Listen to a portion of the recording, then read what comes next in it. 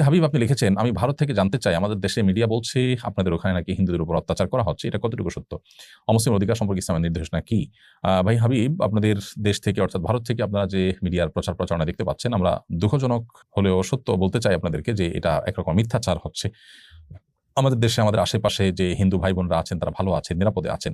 বিচ্ছিন্ন যে ঘটনাবলী সেটি তো সব সমাজে কম বেশি হয়ে থাকে। বিশেষ করে আপনাদের প্রতি শ্রদ্ধা রেখে বলতে চাই যে আপনারা আপনাদের দেশ ভারতে আপনারা নিজেরা মুসলমানরা নানাভাবে যে নিগৃহীত আছেন, একের পরে সেখানে ধর্মীয় দাঙ্গা এবং মুসলিম নিধন হয়ে থাকে, ঠুনকো অজুহাতে অগণিত মানুষকে হত্যা করা হয়।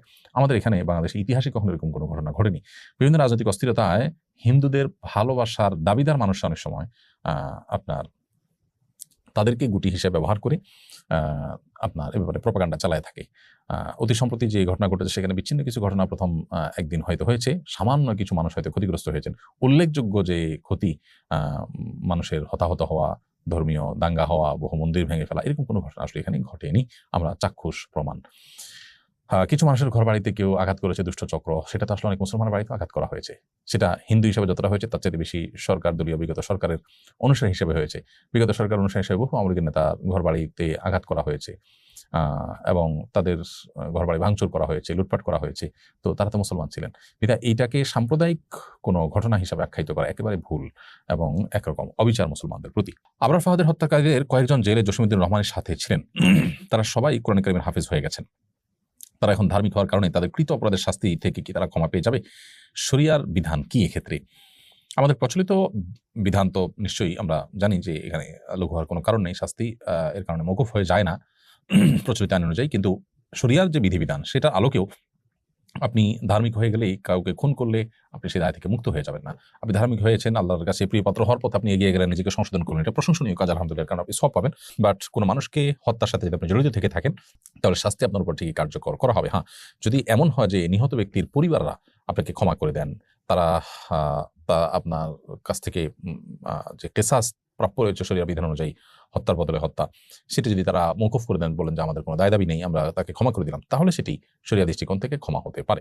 রিফাত হোসেন আপনি লিখেছেন, শহীদ মিনারে বা কোনো স্মৃতিস্তম্ভে মোমবাতি প্রজ্বলন সম্পর্কে ইসলাম কি বলে, এই বিষয়ে জানাবেন দয়া করে। শহীদ মিনারে বা কোনো স্মৃতিস্তম্ভে মোমবাতি প্রজ্বলন ইসলাম শরিয়ার দৃষ্টিকোণ থেকে প্রশংসনীয় কোনো বিষয় নয়।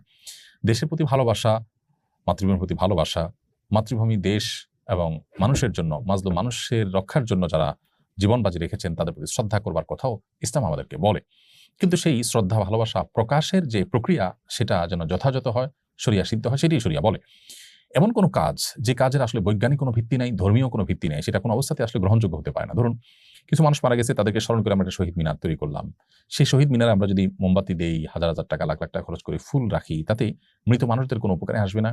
এটি না বৈজ্ঞানিকভাবে তার কোনো উপকার আসার কোনো সুযোগ আছে, না ধর্মীয় দৃষ্টিকোণ থেকে উপকার আসার সুযোগ আছে। বরং এই টাকা দিয়ে যদি আমি গরিব দুঃখীদেরকে দান করি আর সওয়াবের বিষয়টি আমি তাদের জন্য সওয়াবের নিয়ত করি যে তাদের তরফ থেকে দান করছি, তাহলে ধর্মীয় দৃষ্টিকোণ থেকে এটি তারা আল্লাহর কাছে সওয়াব পাবেন ইনশাআল্লাহ।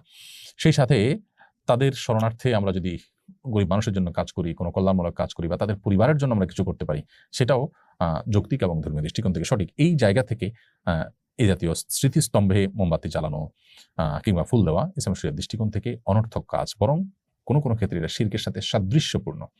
কেউ এখানে পুজো করতে চায় না, পূজার নিয়ত করে না, সেজন্য এটা হয়তো সরাসরি শিরক হবে না, কিন্তু শিরকের যে আয়োজন, যেখানে মোমবাতি, ফুল এগুলো থাকে, মুশরিকরা, হিন্দুরা, যারা শিরকে লিপ্ত তারা যেরকম করেন, এখানে অনেকটা তার সাথে সাদৃশ্য হয়।